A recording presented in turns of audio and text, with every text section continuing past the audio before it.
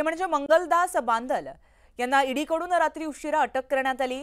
Shivajirao Bhosale bank गैरव्यवहाराप्रकरणी Mangaldas Bandal यांना अटक करण्यात आली आहे। अटकेनंतर त्यांना मुंबईला आणण्यात येत आहे। त्यांना आज दुपारी मुंबई कोर्टामध्ये हजर करण्यात येणार असल्याची माहिती मिळते। काल दिवसभराच्या चौकशीनंतर ईडीने त्यांना अटक केली आहे। बांदल यांच्या निवासस्थानी 5,60,00,000 रुपयांची रोख रक्कम आढळून आली। त्याचबरोबर 5 अलिशान कार, 1 कोटींची जवळपास 4 घड्याळं तसंच इतरही काही वस्तू आढळून आल्या। 16 तासाहून अधिक काळ ईडीकडून त्यांची चौकशी सुरू होती।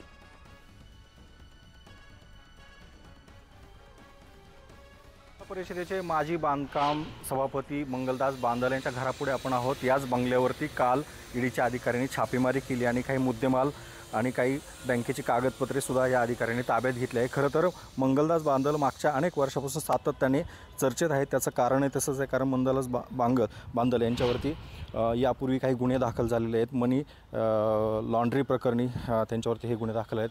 खरं तर आलिशान गाड्या आणि त्यांनी केलेल्या आर्थिक गैरव्यवहार प्रकरणी यापूर्वीसुद्धा या मंगलदास बांदल यांच्यावरती कारवाया झालेल्या आहेत। खरं तर ईडीने काल त्यांच्यावरती ज्यावेळेस कारवाई केली, तब्बल 16 तासापेक्षा जास्त काळ ही कारवाई सुरू होती आणि मंगलदास बांदल यांना त्यानंतर ताब्यात घेतलेलं आहे। पहाटे जवळजवळ 15 ते 16 तास ही सगळी कारवाई सुरू होती। त्यानंतर बांदल यांना ईडीच्या अधिकाऱ्यांनी मुंबईला हलवलं आहे।